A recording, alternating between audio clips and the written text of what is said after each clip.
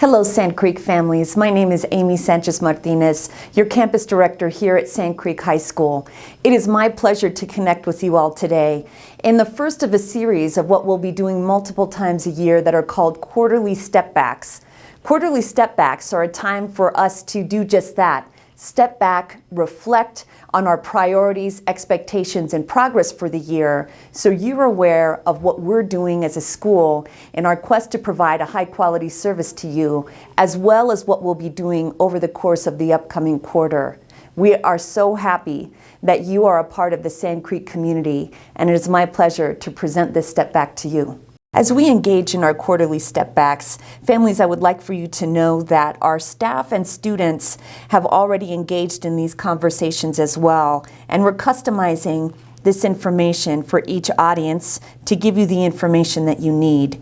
Part of what we do in our school is make sure that we have clear targets for student learning, and we use something called the learning intention. So in order to model for all of us here, I'd like to make sure that you know that I have a learning intention for our time together. Today we're learning about what progress we've made towards this school year's priorities and expectations so that we can outline next steps to accomplish these expectations across our school community. Many of you saw this visual that is on the screen right now during our open house, which is this year's priorities and instructional expectations. We have three major priorities for this school year. The first is a persistent and warm climate and culture. We want every single person who's a part of the Sand Creek community to feel a strong and inclusive culture for every single time and moment and interaction that you're here. Second, we're focusing on instructional service. We strive to serve customers at all levels with quality and care. Third, we're focusing on strong Tier 1 instruction. Tier 1 instruction means the regular, everyday instruction that we provide to our students in classrooms.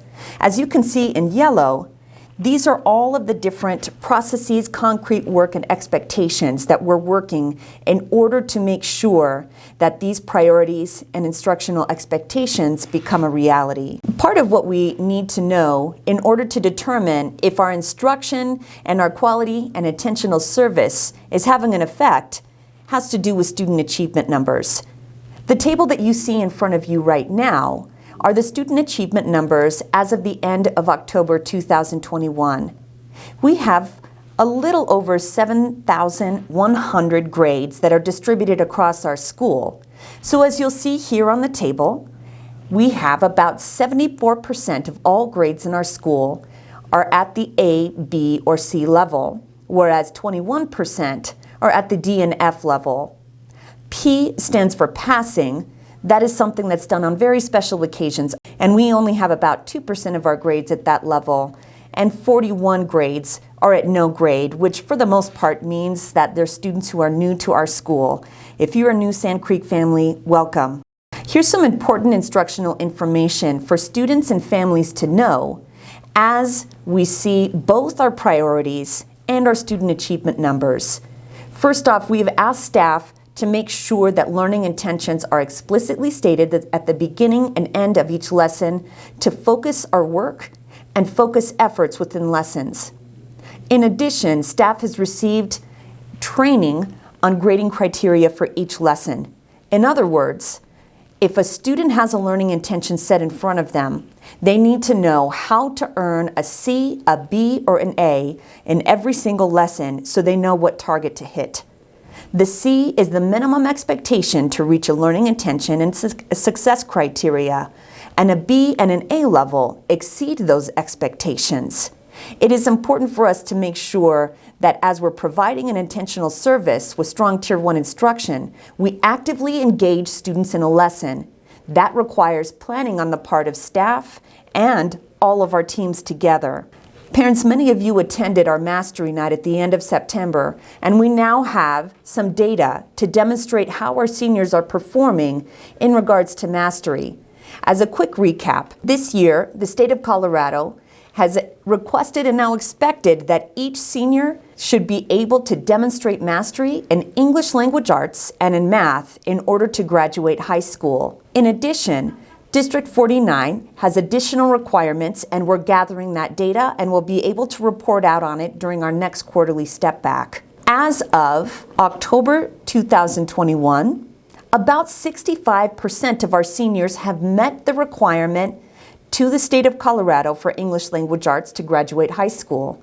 And about 66% of our seniors have met the requirement for math to graduate high school. We are pleased with this progress as our numbers have risen about 15% in over a month, and we anticipate that more will be meeting that. We believe that this is so important that as a staff, we've also made achievement on these numbers part of our own evaluations. We will strive to either maintain our previous graduation rate, which was 87%, or increase that graduation rate by intentionally working with seniors from this point of the school year on forward so that they meet mastery. One final important piece of information that is not necessarily part of our quarterly step back, but we believe is vital as it's a technical detail that becomes important as we round to the end of the semester, our final exams. Right now you see a table with our updated final exam schedule in front of you. We have 2 days for final exams, which are December 13th and 14th, and we have 2 remediation days, which are December 15th and 16th. A remediation day is an opportunity for a student to try again if they did not perform at the level that they needed to perform on their final exams. Staff members will be in contact with students individually if they need to engage in remediation. December 17th is a teacher work day, and it's also an opportunity for them to grade so our students can see a final and comprehensive picture of how they performed over the semester. There has been a past practice of permitting students who have earned a C grade throughout the semester as an excusal from their final exams. This will continue, and students who have earned a C grade or higher are also able to take their final exams to increase their grade further. We want to make sure that we're communicating to students that the C is the minimum of what we meet in order to demonstrate mastery, and we want them to go above and beyond that. Of course, there are exceptions to the rule. Some of these exceptions include college courses, concurrent enrollment, AP, and online courses, all of which have requirements for final exams for all students. Families, we thank you so much for choosing Sand Creek High School, and please feel free to contact me at the information that you see on your screen now. Sand Creek families, it is our pleasure, again, to be able to serve your family and to spend our time with your students every single day. We thank you so much for the love, the time, and the effort that not only your students spend here every day, but you as a family unit as well. We are a strong believer in the strength of a partnership between a school, a family, and a student in order to best prepare a student for what's to come beyond these 4 walls of our school. We thank you, and we will see you soon in our next quarterly step back.